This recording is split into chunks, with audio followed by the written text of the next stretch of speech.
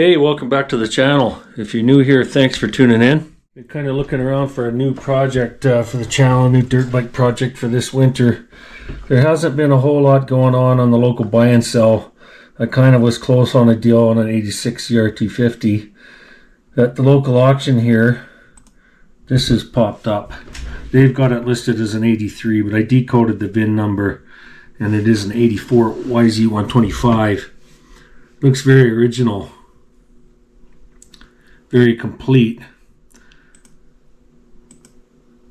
Look at that pipe, not a mark on it. But the problem with this bike is there's not a lot of people making plastic. DC Plastics is the only one making side panels, and we all know the quality of those aren't the best. Shrouds are hard to find. There are some decent quality fender manufacturers around. Mayer, VMX Racing. Mayer doesn't make a bad fender. It said in the description this hasn't run in several years, so I don't know if somebody died or what, and family's just taking it to an auction. I did a little research on this bike, and I think it was Vital MX had a website talking about it, and they said it was one of the worst 125s ever built. Just gutless off the bottom, no mid-range, didn't scream on top. So I don't know if I can buy this bike cheap enough to make it worthwhile to restore. I guess we'll have to wait and see. There's something going on down here on this cover, like it's been JB welded together, but there's quite a few covers on eBay, so they must be made out of aluminum, not magnesium like a Honda. That tank could be very hard to get white again. Like even if you polished it out, that yellows right through the plastic because of the gas. So anyway, I might head down there and we'll take a closer look at it, and you're welcome to come along. Once again, thanks for tuning in. Just getting on the road here. It was a really windy day, so I'm just going to do a voiceover. You wouldn't believe the amount of junk at this auction, just oddball stuff from antiques to cars to just junk, a few motorcycles. Kind of an interesting place. Here's an old Ford somebody had started to fix up. Took me a while to find the bike. It was way in the back corner. First kind of impression was a very original bike. Kind of, you know, careworn, but I don't think I've ever seen a bike this original since I was a teenager when they were new. Just checking out the plastic here, making sure there's nothing cracked. It's been painted multiple times. I think it can be stripped and polished, and then I'll have a nice set of original plastic. Shock's got a little sweat on it, but it's not blown or anything. Big thing was to find out if it had compression or not, and it did have compression and rolled over. Pipe, not a mark on it. I've never seen an original pipe this nice. They're usually bashed in, and somebody's put a pro circuit on that's bashed in. Radiators are in good shape. Louvers are there. The radiators aren't all bashed in. Shrouds are good. Again, on this front number plate, there's been painted multiple times, but it's not cracked. I can polish that out. Have to strip it and polish it.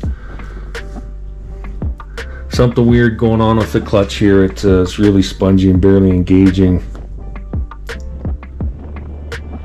Front brake works. Probably original handle. I've never seen original cables and handles. Just checking out the rest of the plastic here. Original silencer. Somebody's put a big goofy tire on it, wrong size tire. Some gouges in the anodizing on the rim. Some guys not using the proper tools. Swing arm looks in great shape. I can't believe it.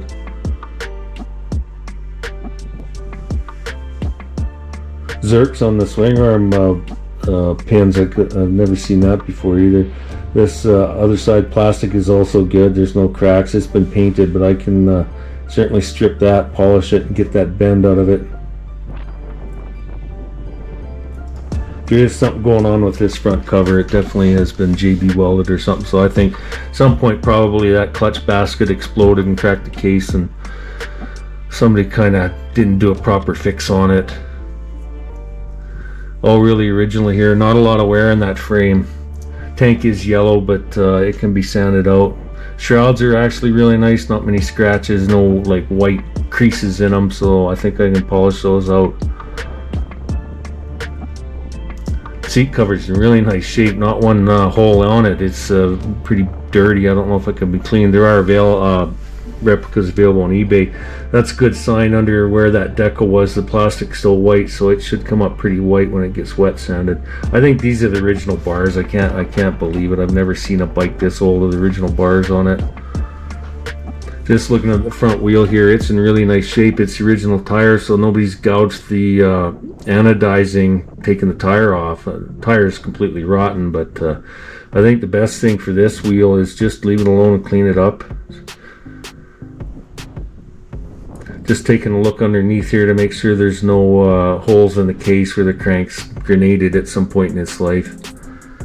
A couple oil leaks. That shifter shaft seal has definitely got an oil leak. But yeah, all original. Really honest bike. I've never seen one this old that hasn't been molested. Same here, the other radiator's in good shape. They're holding coolant. Louvers there. Hard to believe. Probably polish up those fork legs a little bit. They do sell a decal kit for the fork legs and the rest of the bike. If you're wondering why it's red and white, because you live in the US, in Canada, Europe, and Australia, I believe they were red and white. In the USA, they were yellow and black. As you can see, the adjustment on the cables at maximum, it's still on engaging, so that clutch is probably fried in one way or another. Throttle works. For sitting so long, it's pretty amazing.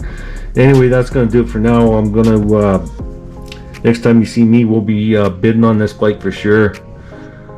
I did notice this Kickstarter had some damage from the foot peg, as well as that little chain slider is cracked, but they're available.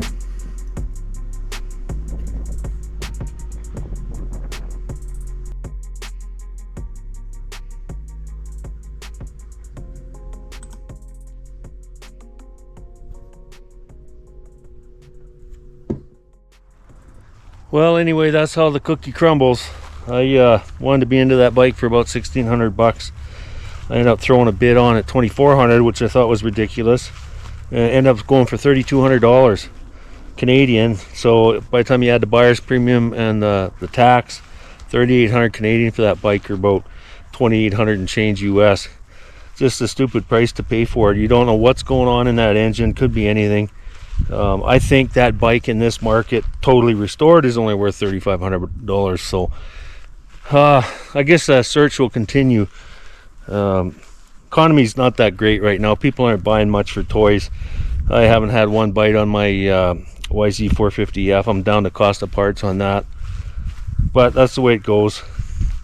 So I don't know, let me know down in the comments what you would have spent on that 84 YZ 125. I think somebody's nuts, but maybe it was their childhood bike or something, who knows. Anyway, I want to thank you for tuning in. Hopefully we'll be seeing you in the future with a new project. The search will continue. Thanks again.